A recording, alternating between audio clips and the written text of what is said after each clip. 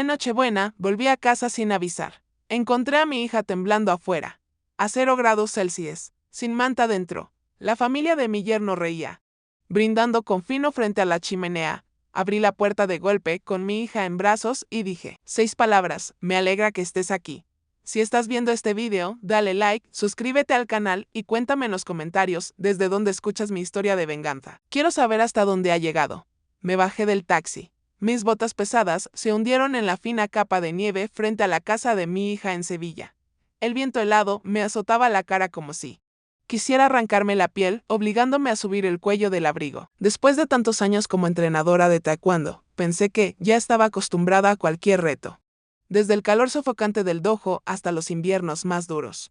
Pero el frío de esta Nochebuena me hizo estremecer. Me quedé allí, frente a la casa iluminada, con una mezcla de emoción y nerviosismo. Hoy quería sorprender a Lucía. Quería ver la sonrisa radiante de mi niña cuando su madre apareciera. De repente, después de tantos meses de ausencia, el patio delantero estaba cubierto de nieve, sin una sola huella. Como si a nadie le importara limpiarlo. A través de la gran ventana pude ver la luz cálida que salía de la sala donde sonaba alegre la música navideña desde una bocina Bluetooth.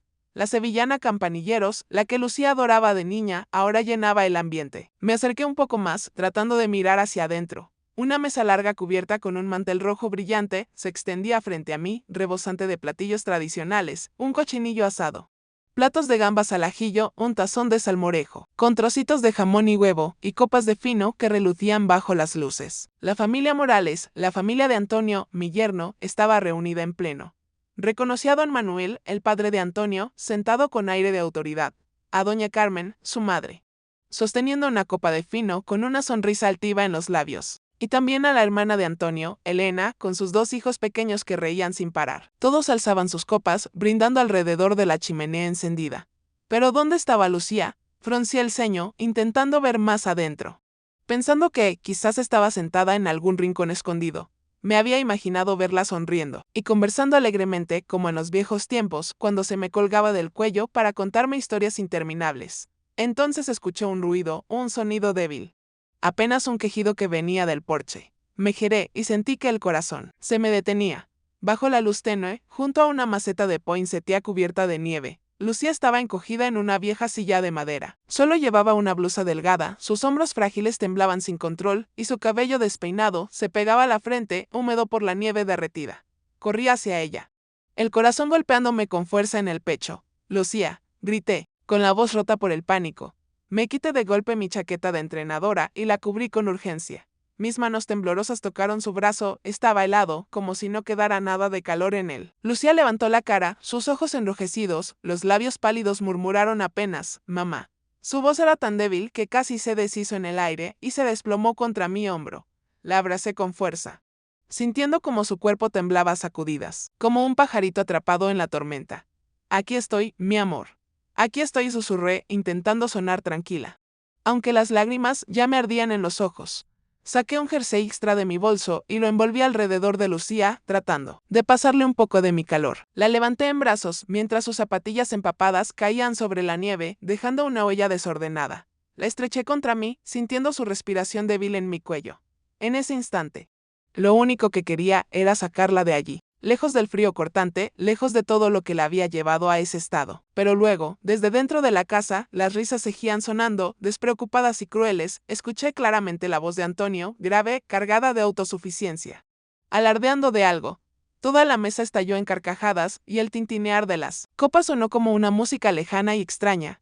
Ellos estaban felices, cómodos junto a la chimenea, mientras mi hija, mi propia sangre, temblaba afuera en el frío como si no mereciera entrar a esa casa. Hacía apenas unas horas, yo estaba en el aeropuerto de Madrid con el sudor todavía pegado a la espalda. Después de una semana entera entrenando al equipo nacional de taekwondo. El calor del tatami parecía seguir conmigo, aunque ahora me encontraba en el aire fresco del vestíbulo del aeropuerto. Jalaba mi vieja maleta, tan emocionada que apenas podía quedarme quieta. Solo de imaginar cómo se iluminaría el rostro de Lucía al verme aparecer de sorpresa en Nochebuena. El corazón me latía con fuerza. Ella siempre había sido mi luz, desde que era niña, cuando se aferraba a mis piernas para que le contara un cuento, hasta convertirse en una joven dulce cuya sonrisa derribaba el cansancio de mis días más duros. Pero mi trabajo como entrenadora principal me llevaba de un lugar a otro, de Madrid a torneos internacionales, robándome los momentos junto a Lucía, cada vez que me alejaba. Me repetía, solo un torneo más y después estaré con ella. Y ahora, estaba aquí, lista para una Navidad de reencuentro que estaba segura la haría feliz. Me senté en la sala de espera para el vuelo a Sevilla y saqué el teléfono para llamar a Lucía. Quería avisarle, escuchar su voz y asegurarme de que estaba en casa. El timbre sonó largo. Cada tat-tat tensaba mis nervios. Nadie contestó. Fruncí el ceño, pensando que quizá estaba ocupada preparando la cena de Navidad con la familia Morales. Volví a llamar una vez, luego otra.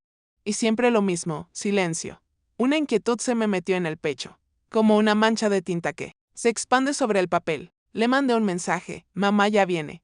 ¿Estás en casa? Y me quedé mirando la pantalla, esperando ver el puntito azul, pero nada apareció. Traté de sacudirme la mala espina, convenciéndome de que seguro había dejado el móvil en algún rincón, o estaba distraída decorando el Belén como cada año. El avión aterrizó en Sevilla cuando ya estaba oscuro. Arrastré la maleta fuera del aeropuerto. Y el frío de la noche de invierno me caló enseguida en la piel. Alrededor, las familias se abrazaban, reían y se preparaban para la misa del gallo. Un padre cargaba a su hijita en los hombros. La niña sostenía un pestiño en la mano y se reía feliz. Los miré y un nudo me apretó el pecho. Yo también había cargado a Lucía así. También la había llevado de la mano por las calles llenas de luces navideñas. Pero ahora estaba, sola, jalando una maleta pesada, saliendo del aeropuerto con una soledad indescriptible.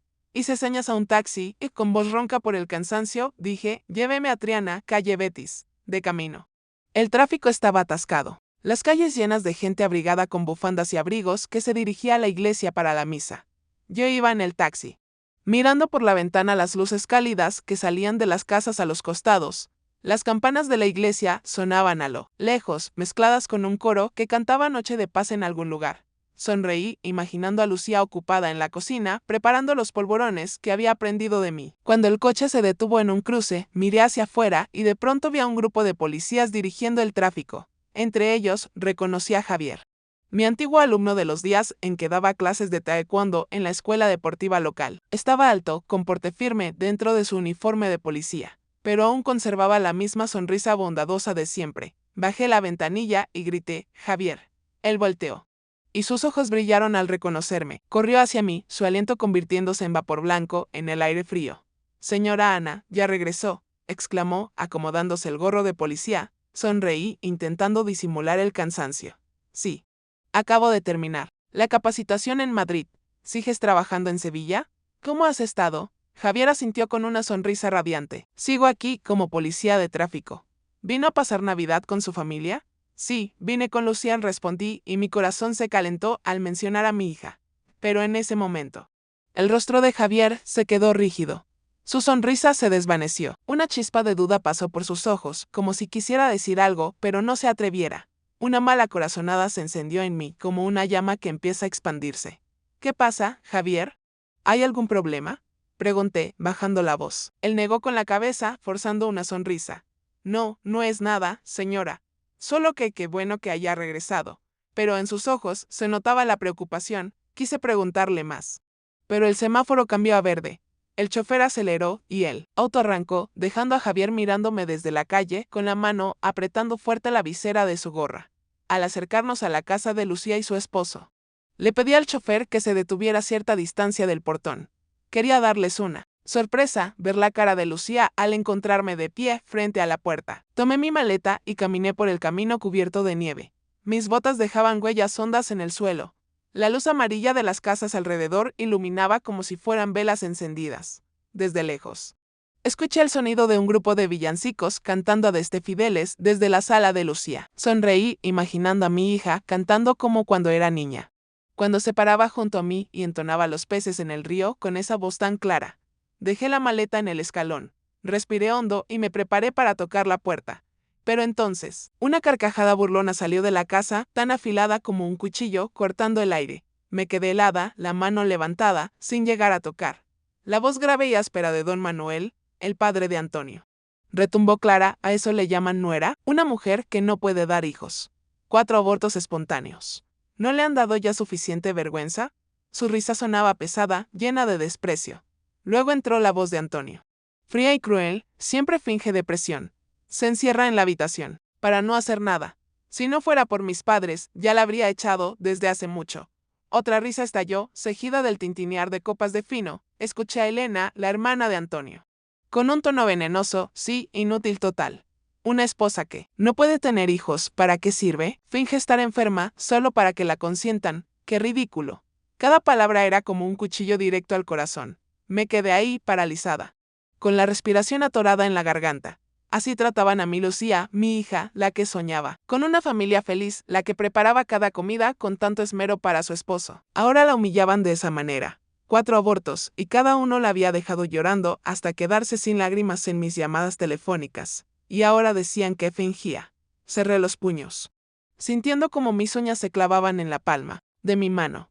Y fue entonces cuando vi a Lucía encogida en una silla de madera en el porche, con solo una blusa delgada, la cabeza gacha y todo el cuerpo temblando bajo el frío helado. Mis ojos se nublaron. El corazón se me detuvo. Cargué a Lucía en mis brazos. Su cuerpo aún temblaba, helado como un bloque de hielo. Mis manos también temblaban. No solo por el frío, que calaba hasta los huesos en la noche nevada de Sevilla, sino por la furia que me ardía en el pecho.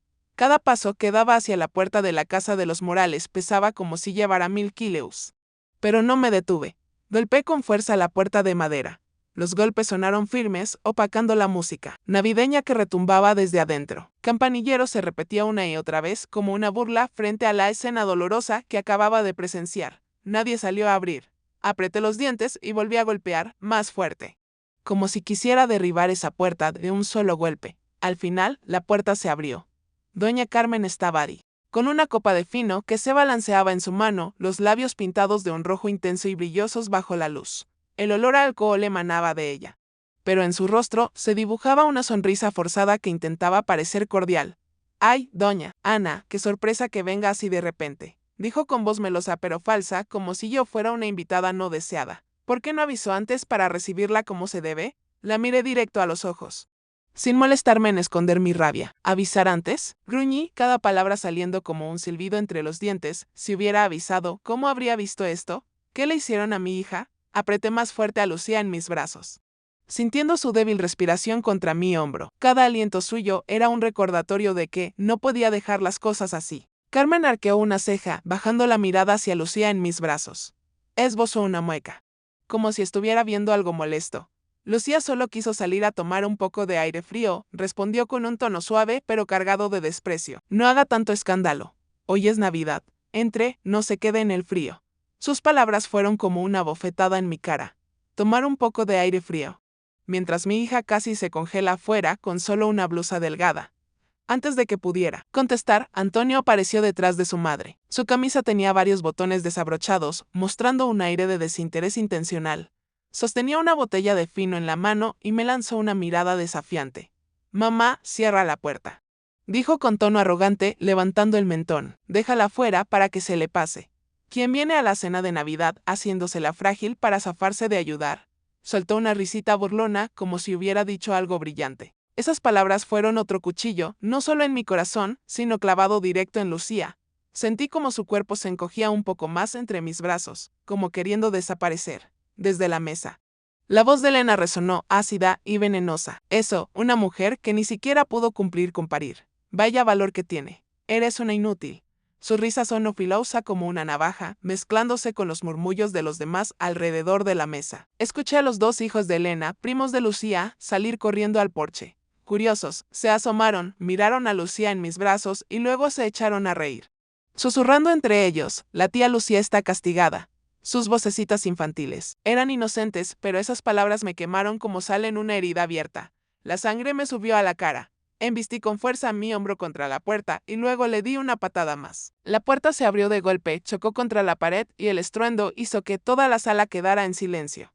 El fino en la copa de Carmen se agitó y se derramó, dejando manchas rojas sobre la alfombra costosa. La música navideña se detuvo de repente como si alguien hubiera apagado las bocinas. El aire en la sala se volvió pesado, sofocante, como si todo el oxígeno hubiera sido absorbido.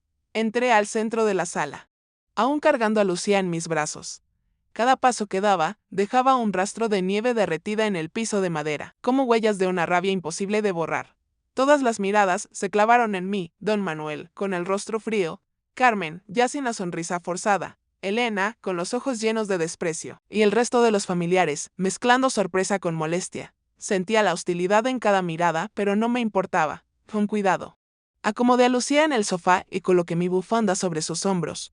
Sus manos seguían heladas, temblando, como si el frío de la nieve aún la envolviera. Me arrodillé, mirándola a los ojos, intentando pasarle un poco de fuerza, aunque dentro de mí solo había una tormenta de ira y dolor. La sala de los Morales seguía iluminada, la chimenea crepitaba, pero el ambiente era espeso, como si todos esperaran una explosión. Antonio se acercó, la cara roja por el alcohol, los ojos brillando de soberbia. Bajó la voz con frialdad, pero sin perder la arrogancia de quien se cree dueño de todo. Usted no tiene derecho a armar un escándalo en mi casa. Anán recalcó las palabras mi casa, como si quisiera recordarme que yo era una extraña que no pertenecía allí. Se irguió con una mano en la cadera y la camisa entreabierta, en gesto de desprecio, pero en sus ojos alcancé a ver un destello de inseguridad. Sabía que yo no era alguien fácil de someter. Me puse de pie de golpe. Lo señalé directo a la cara y mi voz tembló de furia. ¿Que no tengo derecho? ¿Y tú? ¿Tú tienes derecho a echar a mi hija al frío, a dejar que casi se muera congelada? Sentí la sangre hervir en mi cabeza. Cada palabra salía disparada desde el pecho. ¿A eso le llamas esposo? ¿A eso le llamas familia? Miré alrededor, hacia la mesa del banquete, con los platos aún humeantes, las copas de fino brillando como si todo aquello se burlara del sufrimiento de Lucía. Don Manuel se levantó despacio de la cabecera, se acomodó el traje y su voz grave resonó con autoridad. Ya basta. Doña Ana, esto es un asunto de familia. Una mujer que no pudo dar hijos debe aprender a soportar. Esa es la tradición. Sus palabras cayeron como un martillazo, heladas y crueles. Lo miré a los ojos y vi la soberbia de un hombre que había sido magistrado, acostumbrado a tener todo bajo control, pero hoy había escogido mal a su oponente. Dirigí la mirada a la mesa, donde el cochinillo aún desprendía aroma, donde las gambas al ajillo estaban perfectamente acomodadas, donde el fino chispeaba bajo la luz. Y luego miré a Lucía, todavía temblando en el sofá, con el estómago gruñendo débilmente como una acusación muda. Ya no pude contenerme.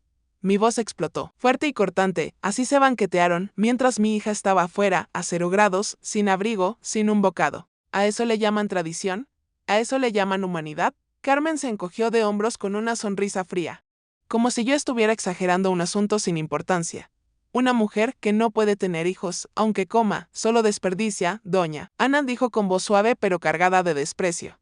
Levantó la copa de fino y bebió un sorbo como si quisiera demostrar que no le importaban en lo más mínimo mis sentimientos ni los de Lucía. Elena también se metió desde la mesa con un tono ácido, como echando sal a la herida. Su hija siempre usa la depresión como excusa para evitar el trabajo. En todo este año, ¿alguna vez preparó una comida decente para la familia? Solo sabe tirarse en la cama, quejarse y fastidiar a todos. Movió la cabeza con una mirada llena de burla, como si Lucía fuera una carga que toda la familia Morales debía soportar. Los murmullos de los parientes alrededor de la mesa fueron aumentando. Algunos movieron la cabeza, otros rieron con sorna, como si apoyaran aquellas palabras venenosas. Yo escuchaba cada sonido, cada mirada de reojo, y cada una me atravesaba el pecho como una puñalada más. Quise volcar toda esa mesa lujosa para exigir justicia por mi hija, pero entonces una voz débil se escuchó desde el sofá.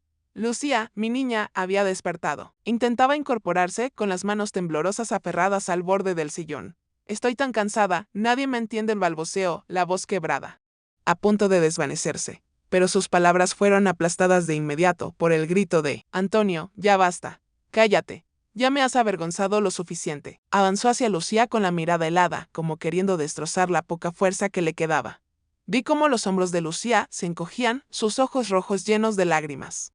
Y sentí que el corazón se me oprimía. Di un paso al frente, poniéndome delante de ella, dispuesta a hacer lo que fuera para protegerla. En mi mente se agolparon los recuerdos de Lucía como una avalancha. Recordé aquellos días en que me llamaba llorando, desconsolada, por teléfono. Cada vez que perdía un hijo, del primero, el segundo, el tercero y el cuarto, con cada aborto. Sentía como su alma se rompía en pedazos. Ella había sido una muchacha dulce que soñaba con un hogar cálido, con comidas familiares, junto a su esposo e hijos. Pero el dolor, una y otra vez, la había empujado al abismo de la depresión. Yo había intentado estar a su lado, aunque fuera a través de llamadas a distancia. Pero jamás imaginé que la familia Morales, aquellos en quienes confié, tratarían a mi hija de esa manera. Antonio, mi yerno, a quien alguna vez consideré un hombre decente, ahora mostraba su verdadero rostro, un verdugo invisible que expulsaba a mi hija al frío, tratándola como basura. Estaba a punto de enloquecer de rabia. A través del ventanal, alcancé a ver a Javier parado en silencio en la terraza. Tal vez venía de dar una vuelta por el vecindario. Su mirada dura, el puño cerrado, mostraban que había escuchado y presenciado toda esta crueldad. Le hice un leve gesto con la cabeza, una señal para que no interviniera en ese momento. Pero dentro de mí, su presencia era un rayo de esperanza. Yo sabía que no estaba sola. Tenía un testigo. Alguien que conocía la verdad. Antonio dio un paso más, levantando la mano y señalándome directamente, ya sin la máscara de cortesía. Se lo advierto, esta es mi casa. No se meta si no quiere que las cosas se pongan peor. Esbozó una mueca, convencido de que yo me doblegaría ante el poder de la familia Morales. Pero estaba equivocado. Apreté los puños, escuchando cómo crujían mis nudillos, sintiendo que toda la furia acumulada en mi vida estallaba en ese instante. El aire en la sala era tan denso que parecía que una chispa bastaría para hacerlo estallar todo. Miré directo a los ojos de Antonio. Mi voz bajó, pero cada palabra fue tan filosa como un cuchillo. ¿Crees que puedes amenazarme? ¿Crees que puedes seguir lastimando a mi hija sin pagar el precio? Te equivocas, Antonio. No voy a dejar esto así. Me giré hacia toda la familia Morales, desde don Manuel con su cara fría hasta Carmen con su sonrisa apenas marcada, y luego Elena con esa mirada de desprecio. Todos ustedes, dije, mi voz resonando en la sala en silencio, van a pagar por lo que le hicieron a Lucía. La sala de los Morales quedó sumida en un silencio aterrador, como si el aire se hubiera escapado y solo quedara una tensión espesa, lista para estallar en cualquier momento. Puse mi mano sobre el hombro de Lucía, sentí sus hombros frágiles, bajo la bufanda, y mi voz salió firme, sin titubeo alguno. Esto ya no es un asunto privado, esto es violencia familiar. Mi voz cayó como una piedra en un lago tranquilo, sacudiendo a todos en la habitación. Carmen, todavía con la copa de fino en la mano, soltó una risa burlona, agitando la copa como si disfrutara de un chiste. ¿Violencia?, dijo con tono sarcástico y una mirada llena de arrogancia. Solo la estamos educando, Ana. Una esposa. Debe saber cuál es su lugar. Deberías agradecernos por haberla aguantado tanto tiempo. Antonio dio un paso más cerca, sus ojos rojos por el alcohol y la rabia. Escupió las palabras con un tono duro, como si masticara cada una antes de soltarla. Ella finge depresión, finge dolor para no hacer nada. Nadie la golpea. Solo estamos hartos de su inutilidad. Se detuvo, me miró fijo y esbozó una sonrisa torcida. Enséñale de nuevo a tu hija.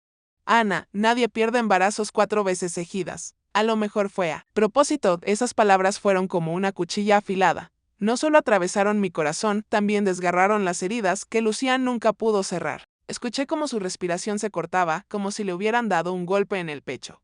4 abortos espontáneos. 4 veces que me llamó, llorando con la voz rota, diciéndome que había perdido a los hijos que jamás pudo cargar en brazos. Cada vez, yo solo podía abrazar el teléfono, impotente desde lejos, intentando consolarla con palabras vacías. Y ahora Antonio se atrevía a pararse frente a mí y decir que ella lo había hecho a propósito. Cerré el puño con fuerza. Sentí mis uñas clavarse en la palma y la sangre subir a mi rostro. Había cruzado el límite, sin poder soportarlo más. Saqué el móvil del bolsillo del abrigo. La mano me temblaba, pero marqué rápido el número de la comisaría más cercana. Voy a llamar a la policía, dije con la voz fría como el hielo, aunque por dentro era un huracán. La denuncia será presentada. Ustedes van a pagar ante la ley.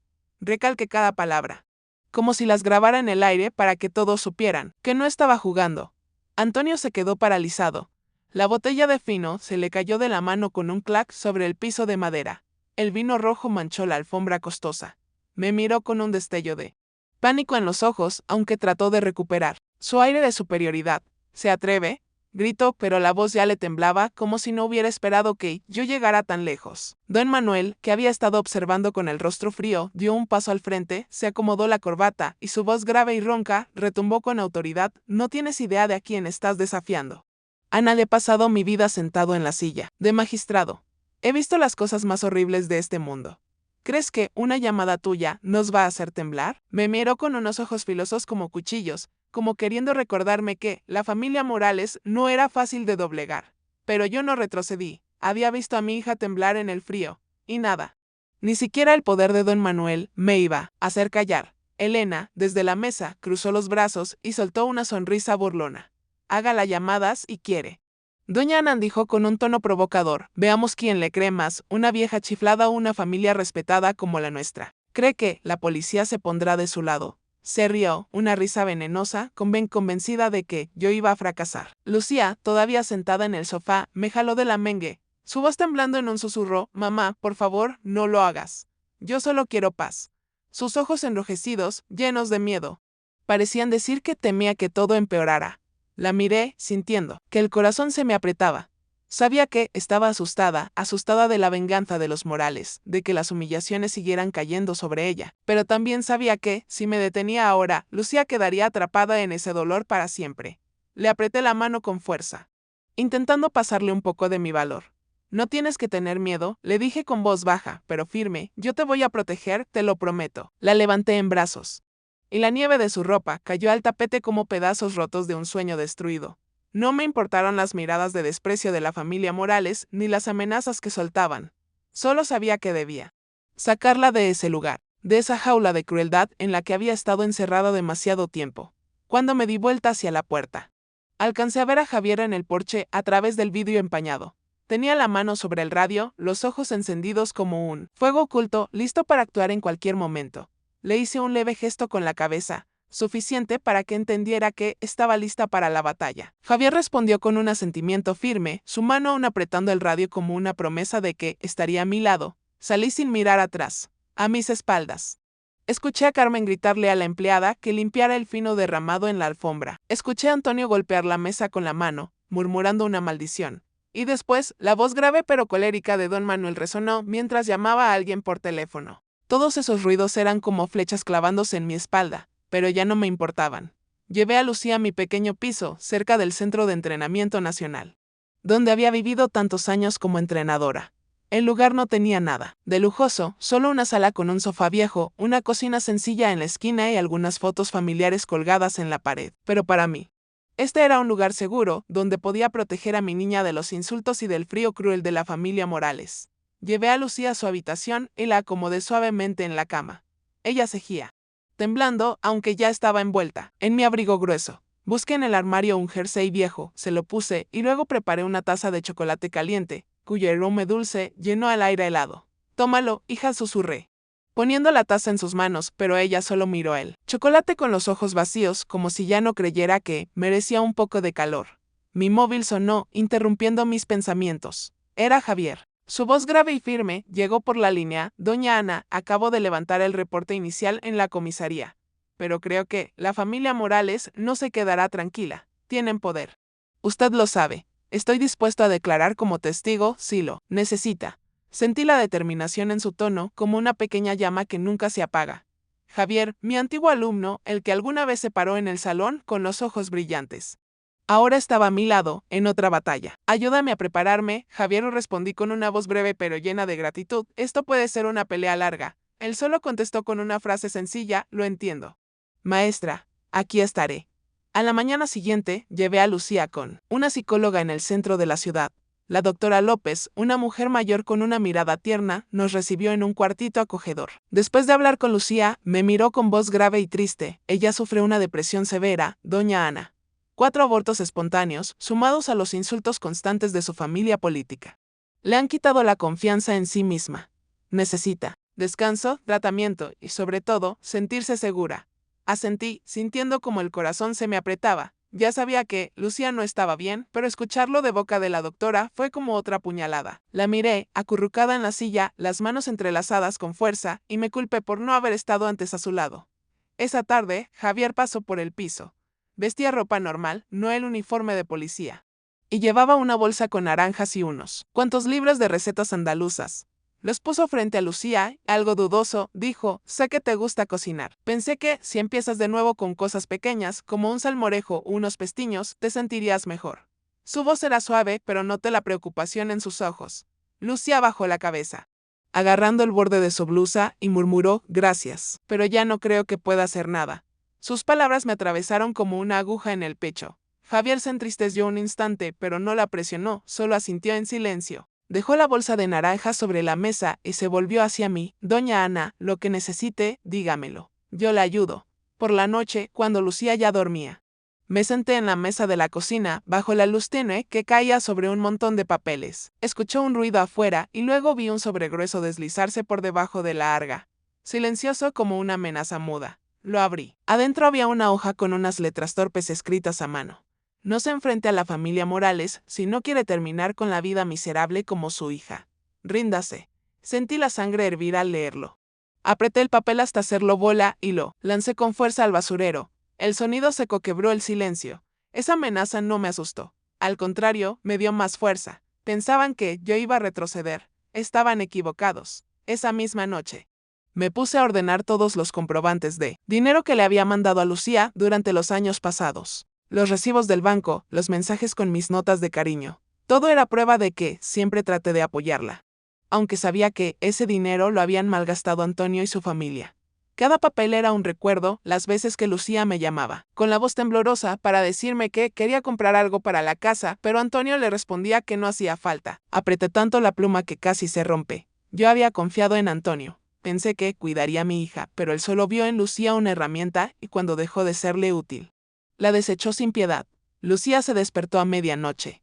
Salió de la habitación con las piernas temblorosas. Me vio sentada allí entre un montón de papeles, con la mirada cansada pero llena de miedo. Mamá susurró con la voz quebrada, tengo miedo de que hagan algo contigo. Levanté la vista, miré sus ojos enrojecidos y sentí como si me apretaran el corazón. Me puse de pie. Caminé hacia ella y la abracé, sintiendo su cuerpo frágil en mis brazos. No tienes que tener miedo, le dije con voz firme, aunque por dentro estaba hecha un nudo, de ahora en adelante. Yo voy a ser quien te proteja de todo. Te lo prometo. Llevé a Lucía de vuelta a la cama. Me quedé a su lado hasta que se quedó dormida. Pero yo no pude dormir. Regresé a la mesa de la cocina, seguí ordenando papeles y haciendo la lista de lo que había que hacer. Llamé a un abogado viejo conocido, el que me había ayudado en un caso relacionado con el equipo de taekwondo. Me prometió revisar el asunto. Pero me advirtió, la familia Morales tiene mucha influencia en Sevilla, señora Ana. Conocen a mucha gente en los tribunales. Debe prepararse para una pelea larga. Asentí, aunque él no me veía. Lo sé, respondí, pero no voy a detenerme. Las semanas de preparación del expediente pasaron como una pesadilla interminable. Cada noche, bajo la luz tenue de la lámpara en el pequeño piso, revisaba hoja tras hoja. Volví a leer cada comprobante de depósito, cada informe médico, de Lucía. Esos números y letras frías eran prueba del amor que sentía por mi hija, pero también un recordatorio doloroso de todo lo que había sufrido. Al fin llegó el primer día de juicio.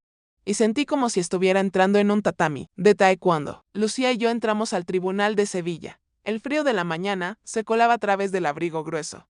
Mi mano apretaba la suya, notando sus dedos helados temblar en la palma. Sus ojos estaban rojos, con ojeras que mostraban las noches sin dormir. Agachaba la cabeza como queriendo esconderse de las miradas. Me mantuve erguida, intentando ser su sostén, aunque por dentro estuviera igual de revuelta. Estoy aquí, le susurré, apretando suavemente su mano. Ella sintió débilmente. Pero en sus ojos vacíos se notaba como si hubiera rendido la lucha. Desde hacía tiempo. En la sala, la familia Morales ya estaba desde temprano. Antonio vestía un traje gris con el porte de un abogado seguro de sí mismo. Antes del juicio, se sentó. Ajustó la corbata y nos miró de reojo con desprecio. A su lado estaba don Manuel, su padre, caminando despacio pero con una mirada fría como cuchillo. Esbozó una sonrisa confiada, como si ya supiera el resultado de ese día. En la fila de los familiares, Carmen y Elena estaban bien acomodadas, con ropa elegante, susurrando cosas de vez en cuando, lanzándonos miradas. Sentí la hostilidad en cada gesto, pero me obligué a mantener la calma, recordándome que hoy no era mi pelea. Era la de Lucía. Javier también estaba presente. Sentado en la banca de los espectadores con su uniforme de policía, me saludó. Con un leve movimiento de cabeza y su mirada firme, era como una promesa de que no nos abandonaría. La presencia de Javier me hizo sentir menos sola. Como si tuviera un aliado en medio de esta batalla. Yo también asentí, agradeciéndole en silencio por estar siempre ahí desde aquella noche de Navidad aterradora hasta este día. El juicio comenzó. Mi abogado, el señor Miguel, se levantó y presentó cada prueba con claridad. Mostró los comprobantes de transferencias que yo le había enviado a Lucía durante años. demostrando que siempre la había apoyado, aunque la mayor parte de ese dinero terminó en manos de Antonio. También presentó los registros médicos de Lucía, con notas detalladas del psicólogo sobre su depresión, después de 4 abortos espontáneos y los insultos constantes de la familia de su esposo. Lucía no solo sufrió daños físicos, sino que también fue destruida emocionalmente, dijo Miguel con voz cargada de emoción. La trataron como a una extraña dentro de su propio hogar. Miré a Lucía. La vi con la cabeza agachada, las manos entrelazadas con fuerza, como si intentara contener el dolor. Quise levantarme y abrazarla. Pero sabía que debía mantenerme firme y dejar que el abogado hiciera su trabajo. Entonces, los jóvenes abogados de la familia Morales se pusieron de pie y empecé a sentir cómo la injusticia se filtraba en la sala. Uno de ellos, con un traje negro reluciente, habló con voz potente: Lucía solo finge estar enferma para que la consientan. La familia Morales le ha dado todo, desde techo y comida hasta cubrirle todas sus necesidades. Pero ella no respondió, no cumplió con sus deberes como esposa. Esas palabras fueron como una bofetada en mi rostro. Fingir. Consentida. Cerré los puños con tanta fuerza que sentí la sangre hervir en mis venas. Llamaron a un testigo, la señora Dolores, la ex empleada doméstica de los Morales. Subió al estrado con la mirada esquiva, la voz temblorosa. Pero declaró, la señora Lucía solía ser floja. Se quedaba encerrada en su cuarto todo el día, y descuidaba la casa. Yo tenía que hacer todo, desde cocinar hasta limpiar. No podía creer lo que escuchaba.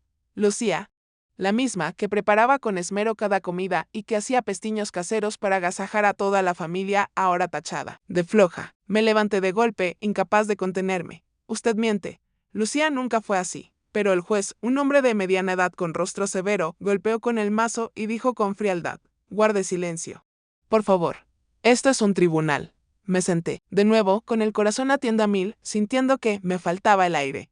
Alcancé a mirar a don Manuel, y él sonrió, una sonrisa discreta, soberbia. Y luego asintió levemente al juez. Un hilo invisible entre ellos me heló la piel. Algo no estaba bien. Lo sentía con claridad. Ellos habían preparado este día, y yo solo era una pieza en su tablero de ajedrez. Lucía seguía encorvada, sus manos temblorosas agarradas al borde de la silla. Vi a Javier en la última fila, apretando los dientes, los puños cerrados, como si también luchara por contener su furia. El abogado Miguel continuó con voz firme: queremos presentar una prueba fundamental, la grabación de la noche de Navidad, donde se escuchan los insultos y el maltrato psicológico de la familia Morales hacia Lucía. Puso el audio que Javier había grabado en secreto, y la voz de Antonio retumbó, helada y cruel: ella solo finge depresión para evadir sus obligaciones. Luego la de Carmen, una mujer que no puede tener hijos, aunque coma bien. No sirve para nada. Y la de Elena, sarcástica: de veras que no sabe ni parir. La sala de audiencias quedó en silencio. Solo se escuchaban susurros apagados. Miré a Lucía y la vi encogerse, como si esas palabras la atravesaran otra vez. Pero entonces, el abogado de los Morales se levantó y protestó de inmediato: esa grabación no es legal. Fue hecha sin el consentimiento de las personas involucradas. Viola el derecho a la privacidad. El juez asintió con voz seca: la grabación no se admite como prueba. Sentí como si el suelo se abriera bajo mis pies. Estuve a punto de caer, aferrándome con fuerza al asiento para no desplomarme. La grabación, la prueba más clara de la crueldad de la familia Morales. Rechazada solo por un tecnicismo. La sala se llenó de murmullos. Algunos preguntaban incrédulos, otros negaban con la cabeza sin entender. Miré a Javier y lo vi con el rostro agachado, los puños temblando sobre las rodillas. Lucía escondió la cara entre las manos, los hombros sacudiéndose como si luchara por no llorar. Quería enloquecer. Quería lanzarme hacia el estrado del juez y exigir justicia, pero sabía que en esa sala la justicia no estaba de nuestro lado. Don Manuel seguía sentado allí, con la mirada serena pero soberbia, como si hubiera sabido de antemano que todo saldría así. Apreté fuerte la mano de Lucía, intentando darle un poco de fuerza, aunque yo misma me sentía derrotada. Después de una semana de juicio, días interminables y tensos, llegó por fin el día de la sentencia final. Estaba sentada en la sala del Tribunal de Sevilla, con la mano de Lucía entre las mías, sintiendo sus dedos fríos y temblorosos. Toda la semana había intentado mantenerme firme, pero cada noche, al volver al pequeño piso, sentía el corazón oprimido por la angustia y la impotencia. Lucía estaba a mi lado, con los ojos enrojecidos por tantas noches sin dormir, el rostro pálido como si le hubieran arrancado la vida. Le apreté la mano con fuerza, intentando transmitirle algo de valor, aunque yo también estaba temblando. Frente a nosotras, Antonio entró en la sala con paso altivo, acomodándose la corbata como si este fuera solo un día cualquiera en su vida. Carmen, su madre, alisó su vestido y se sentó erguida. Los labios pintados de rojo oscuro, dibujando una sonrisa confiada, como si ya supiera el resultado. Elena, a su lado, con un atuendo llamativo, nos miró con desprecio. Don Manuel, imponente, se colocó detrás de Antonio con la mirada dura, como recordándonos que la familia Morales siempre tenía todo bajo control. Javier estaba en la banca de los observadores, aún con su uniforme de policía. Sus ojos eran firmes, pero no podían ocultar la preocupación, asintió levemente hacia mí, como una promesa silenciosa de que estaría allí, pasara lo que pasara. Le respondí con una mirada agradecida, consciente del alivio que me daba su presencia. Pero cuando el juez, un hombre de mediana edad con el rostro inexpresivo, entró en la sala, sentí un escalofrío recorrerme la espalda. El ambiente se volvió pesado, como si todos aguardaran un veredicto inevitable. El juez habló con voz seca y firme. El tribunal acepta la solicitud de divorcio de la demandante Lucía Gómez Ruiz y del demandado Antonio Morales. Esas palabras fueron como un rayo de esperanza en mi interior. Lucía rompió en llanto, lágrimas silenciosas corriendo por sus mejillas. Le apreté la mano, indicándole que se calmara y siguiera escuchando. El divorcio era lo que yo quería para Lucía, que pudiera escapar de la jaula cruel de los Morales. Pero sabía que esa sentencia no era el final. El juez continuó, su voz monótona, como si estuviera leyendo un informe. Sin embargo, el tribunal no reconoce las acusaciones de violencia doméstica por falta de pruebas legales. En cuanto a los bienes, debido a que Antonio Morales tuvo mayor aporte en el mantenimiento del matrimonio, el tribunal decide que la mayor parte de los bienes comunes le pertenecerán a él. Esas palabras fueron como un martillazo directo en mi pecho. Me quedé helada, la respiración atascada en la garganta. No reconocer la violencia doméstica, falta de pruebas. Recordé la grabación de la Nochebuena, las palabras crueles de Antonio, Carmen y Elena, pero fue desechada solo por un tecnicismo. Recordé los expedientes médicos de Lucía, los recibos de transferencias, todo lo torció el equipo de abogados de los Morales, convirtiéndolo en pruebas en nuestra contra. Y entonces lo entendí. Don Manuel, con su pasado como magistrado, con sus conexiones profundas en el sistema judicial, lo miré y vi cómo inclinaba levemente la cabeza, con esa sonrisa autosatisfecha todavía en los labios. Todo estaba arreglado. Ellos manipularon la sentencia, y nosotras, yo y Lucía, no éramos más que peones en su juego. No pude contenerme más. Me puse de pie de golpe. Mi voz salió quebrada por la rabia y el dolor. Son demasiado injustos. Esto no es justicia. Mi grito retumbó en la sala, dejando todo en silencio. Lucía me tomó la mano, los ojos llenos de pánico, pero yo no me detuve. Ustedes vieron cómo trataron a mi hija. Ustedes escucharon lo que tuvo que soportar y aún así se atreven a decir que no hubo violencia. Se atreven a arrebatarle todo. Un guardia se acercó, su voz firme. Señora, por favor, siéntese. De lo contrario, tendré que pedirle que salga. Lo miré, luego miré al juez, pero él solo permanecía allí, con el rostro inexpresivo, como si mis palabras no tuvieran peso alguno. Me senté, con las manos temblando, sintiendo que el mundo entero se me desmoronaba bajo los pies. Antonio se giró, me miró directo y me dedicó una sonrisa burlona. Ajustó su corbata como si acabara de ganar una gran victoria. Carmen y Elena se dieron un codazo, riéndose por lo bajo, asegurándose de que yo lo escuchara. Esa risa era como un cuchillo clavándose hondo en mi corazón. Don Manuel asintió despacio, su mirada tranquila, como si este caso no fuera más que uno de tantos en los que había metido las manos. Los miré a todos, uno por uno, sintiendo la sangre hervir en mis venas. No solo le habían robado la justicia a Lucía, también me estaban robando la fe en el sistema que yo alguna vez creí justo. Lucía se cubrió el rostro con las manos. Todo su cuerpo temblaba. Sus sollozos apagados me partían el alma. Quise abrazarla, decirle que todo estaría bien. Pero no pude pronunciar palabra alguna. Las frases del juez seguían resonando en mi cabeza como una condena, no solo para Lucía, sino también para mí. Javier, sentado en las últimas filas, se levantó de golpe, con la mirada fija en la familia Morales. Vi cómo se le marcaban las venas en los brazos, los puños apretados, como si contuviera una furia a punto de estallar. Le hice una seña para que se calmara, aunque yo misma deseaba gritar. Romperlo todo en esa sala. El juez golpeó el mazo. Su voz fuerte, la sesión ha terminado. Todos pueden retirarse. El sonido del mazo cayó como un punto final. Pero para mí era apenas el inicio de un nuevo dolor. La gente comenzó a levantarse. Se oían conversaciones, papeles que se movían. Pero yo permanecí allí, abrazando fuerte a Lucía. Sus hombros temblaban con cada sollozo, y ese llanto me destrozaba por dentro. Quise decirle algo para consolarla, pero la garganta se me cerró, como si cualquier palabra fuera inútil frente a este dolor. La sentencia injusta no solo le arrebató los bienes a Lucía, también me quitó la última pizca de fe en el sistema que yo creí que la protegería.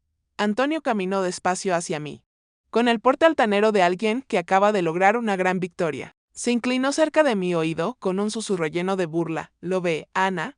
Ya se lo dije. No intente resistirse a mí. Usted no es más que una vieja inútil.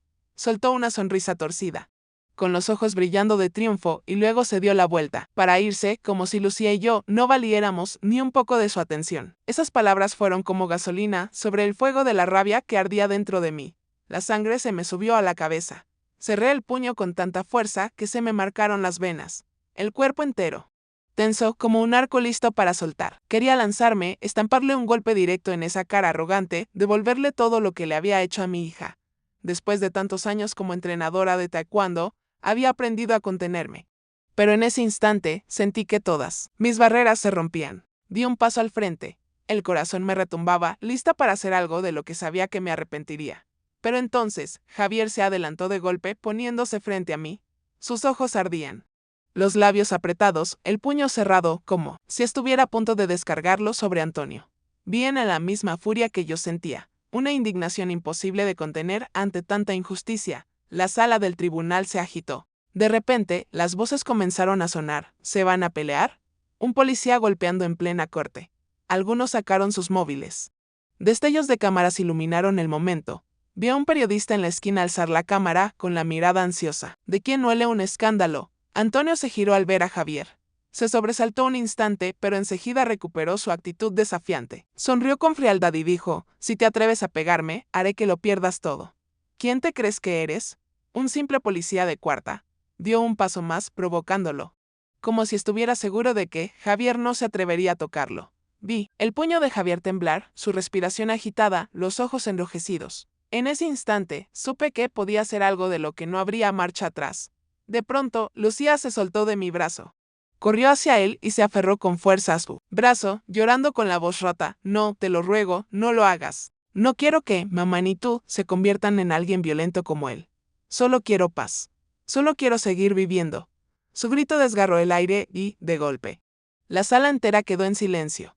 Vi las lágrimas rodar por el rostro de Lucía, sus manos delgadas aferradas a Javier como si fuera su último sostén. Javier quedó paralizado, respirando con dificultad, los ojos encendidos que poco a poco se apagaban. Su puño tembló endurecido unos segundos y luego se fue aflojando hasta bajar lentamente. Agachó la cabeza, los labios apretados, luchando por contener la rabia que lo consumía. Escuché claramente el clic de las cámaras de los periodistas. Los destellos iluminaban la escena, enfocando a Lucía abrazada a Javier y Antonio enfrente, con esa sonrisa burlona y soberbia. Algunos en la sala, tal vez ajenos al caso, empezaron a sollozar. Un murmullo de llanto suave se elevó, como si el dolor de Lucía les hubiera atravesado. Miré alrededor, vi a una mujer mayor secándose las lágrimas, a un hombre de mediana edad negar con la cabeza con gesto dolido. Pero la familia Morales seguía ahí inmutable. Carmen y Elena cuchicheaban entre ellas, con una sonrisa fría en los labios. Don Manuel, con su porte de autoridad, asintió levemente, como si todo siguiera bajo su control. El juez golpeó el mazo, su voz resonó con frialdad. Orden. Si siguen causando alboroto, llamaré a los guardias para que saquen a todos de aquí. El sonido del mazo fue como una advertencia, trayendo a todos de vuelta a la realidad. Yo avancé, tomé a Lucía y la abracé con fuerza. Ella seguía llorando. Su cuerpo temblaba en mis brazos como una niña perdida. Javier estaba al lado, con la cabeza agachada, los labios apretados, como si se culpara por no poder hacer más. Puse mi mano sobre su hombro y asentí suavemente, como queriendo decirle que lo entendía, que le agradecía por estar aquí. Antonio acomodó su corbata. Dio media vuelta y se fue con pasos cargados de triunfo. Carmen y Elena lo siguieron. Sus risas frías resonaron como otro cuchillo clavándose en mi pecho. La sala poco a poco se fue vaciando. Los presentes comenzaron a salir, dejándonos a mí, a Lucía y a Javier, 3 personas compartiendo la misma amargura atorada en la garganta. Abracé a Lucía con más fuerza, sintiendo su respiración débil contra mi hombro. Mamá, murmuró Lucía con la voz rota, ya no quiero luchar. Estoy cansada. ¿Podemos irnos a casa? Esas palabras me desgarraron el corazón. Quise decirle que todo estaría bien, que seguiría luchando. Pero la garganta se me cerró y no pude pronunciar palabra. Saqué a Lucía de la sala, con Javier caminando a nuestro lado, en silencio, pero con la mirada firme. En el pasillo del tribunal, el sol débil de Sevilla entraba por las ventanas. Pero no alcanzaba a calentar mi corazón. Yo sabía que el fallo de hoy no era solo una derrota, era una declaración de guerra. La familia Morales pudo haber ganado en el tribunal, pero yo no dejaría que ganaran en la vida de Lucía. La miré y vi sus ojos enrojecidos, pero aún con un pequeño destello, como si todavía quedara esperanza, aunque fuera mínima. Y por esa chispa, juré que no me rendiría. En los días posteriores al juicio, Sevilla pareció agitarse con una corriente subterránea. La prensa local comenzó a hablar. Los titulares en negritas aparecieron en las primeras planas: Juicio Morales, ¿la justicia fue comprada? Leía esas palabras con el corazón latiendo fuerte, como si fueran la voz de nuestro propio dolor, el de Lucía y el mío. En las redes sociales, el video que mostraba a Lucía abrazando a Javier en la sala se difundió rápidamente. La imagen de mi hija, con los ojos rojos y la voz quebrada, suplicándole a Javier que no se convirtiera en un hombre violento, tocó muchos corazones. Los comentarios se llenaron de indignación. La familia Morales cree que puede manipularlo todo. Lucía merece algo mejor que esto. Me sentaba en nuestro pequeño piso, leyendo esas palabras. Y sentía un poco de consuelo, aunque el tribunal nos había dado la espalda. La voz de la comunidad empezaba a estar del lado de Lucía. La familia Morales, a pesar de haber ganado legalmente, empezó a sentir el precio de esa victoria. Escuché que los antiguos colegas de don Manuel murmuraban a sus espaldas rumores de cómo había usado su poder para doblar la justicia. Antonio, con el apodo de el abogado de la injusticia, se convirtió en blanco de críticas en los foros en línea. El prestigio que la familia tanto presumía ahora se tambaleaba, como un castillo de arena arrastrado por las olas. No me alegraba por eso, pero sentía un poco de justicia, no de parte de los tribunales, sino de la propia voz del pueblo. Llevé a Lucía a vivir conmigo en mi pequeño piso, donde solo había la luz amarilla y cálida de las lámparas y las fotos de familia, colgadas en la pared. Cada mañana me levantaba temprano y le preparaba el desayuno, a veces unos churros con chocolate, otras solo un plato de migas con huevo. Lucía se sentaba despacio a la mesa, abrazando una taza de té caliente, con la mirada puesta en la ventana, donde la luz débil del sol se colaba entre los tejados de Sevilla. Había momentos en que veía lágrimas rodando por sus mejillas, silenciosas como gotas de lluvia, pero yo sabía que, aunque despacio, Lucía estaba sanando. Cada día hablaba un poco más. Y sus ojos ya no se veían tan vacíos como antes. No la presionaba, solo me quedaba a su lado, como una madre, siempre lista para proteger a su hija de cualquier tormenta. Javier se volvió parte esencial de nuestras vidas. Venía cejido, a veces con un pequeño ramo de flores de Pascua, otras con unos cuantos roscos de la pastelería de la esquina. Cada vez que llegaba, veía a Lucía iluminarse un poco, como si su presencia fuera un remedio para su alma. Una tarde, Javier, algo nervioso, le dio a Lucía una cajita. Adentro había un llavero con forma de uniforme de taekwondo, el mismo símbolo que yo le había enseñado a él y a mis otros alumnos. No tienes que ser fuerte de inmediato, dijo Javier con voz suave pero firme, pero puedes empezar de nuevo, poco a poco, como lo hizo la señora Ana. Lucía tomó el llavero, se quedó inmóvil, con los ojos brillando de emoción. Apretó los labios, como tratando de contener las lágrimas, y luego asintió despacio. Gracias, murmuró con una voz bajita pero llena de sentimiento. Yo los miraba desde lejos, en silencio, sintiendo un alivio, como si me quitaran un peso de encima. Durante tantos años, Lucía había sido menospreciada, llamada inútil. Pero ahora, alguien veía su verdadero valor, la apreciaba no por lo que pudiera ser, sino por quien era. Me di la vuelta y me sequé una lágrima que corría por mi mejilla, sin querer que Lucía me viera frágil. Una tarde, cuando el atardecer doraba todo el piso, Lucía estaba sentada frente a Javier en el sofá. Tenía la cabeza agachada, las manos torciendo la orilla de su jersey. La voz temblorosa: Javier, puede que yo nunca pueda tener hijos. Si eso hace que te decepciones, se detuvo, como si temiera que esas palabras arruinaran todo. Yo estaba en la cocina, fingiendo lavar los platos, pero con el corazón detenido, esperando la respuesta de Javier. Él sonrió, una sonrisa tierna pero firme. Tomó las manos de Lucía, la miró directo a los ojos y dijo: no necesito eso, Lucía. Solo contigo ya tengo una familia. Esas palabras fueron como una ráfaga de aire cálido, disipando el frío que aún me quedaba en el pecho. Las escuché, con un nudo en la garganta y la vista empañada. Durante años, Lucía había sido humillada, tratada como una esposa fracasada, solo porque no podía tener hijos. Pero ahora, alguien le decía que ella era suficiente, que merecía ser amada solo por ser quien era. Giré el rostro, dejando que las lágrimas cayeran en silencio, con el corazón lleno de una gratitud imposible de poner en palabras. Llegó la Semana Santa. y llevé a Lucía de la mano a caminar por la plaza de San Lorenzo, como cuando era niña, cuando me tomaba la mano y saltaba alegremente por las calles llenas de natarenos. Ese día, la plaza estaba llena, con el aroma de incienso y el sonido de las saetas que salían de los balcones. Lucía llevaba un jersey ligero, el cabello recogido en alto y, por primera vez en muchos meses, la vi sonreír, una sonrisa radiante, clara como el sol de primavera. Mamá, extraño estos días, dijo con voz suave, extraño cuando me enseñabas a hacer pestiños, cuando me contabas sobre tus combates de taekwondo. Yo sonreí, apretando fuerte su mano. Yo también los extraño, hija, y siempre estaré aquí para crear más recuerdos contigo. Cuando nos sentamos en un banco de madera, mirando a los niños jugar alrededor de la fuente. De repente me di cuenta de una verdad simple pero profunda. La justicia en los tribunales puede ser distorsionada, puede ser comprada por el poder y el dinero, pero la justicia del corazón, el amor, el respeto, la resistencia, nadie puede tocarla. Lucía, aunque ha perdido demasiado, sigue encontrándose a sí misma día a día, paso a paso. Y yo, una madre que alguna vez pensó que era impotente. Ahora entiendo que mi mayor fuerza no está en los golpes sobre el ring, sino en el amor por mi hija. Javier apareció con una bolsa de torrijas aún calientes. Se sentó junto a Lucía, le dio una, y los dos rieron y charlaron como si fueran viejos amigos. Los miré, con el corazón lleno de esperanza. Puede que Lucía nunca olvide las heridas que la familia Morales dejó, pero está aprendiendo a seguir adelante, a amarse a sí misma y a abrirse a quienes realmente la valoran. Y yo, aunque ya tengo 65 años, aunque he peleado muchas batallas en mi vida, sé que esta lucha por la felicidad de Lucía es la más significativa de todas.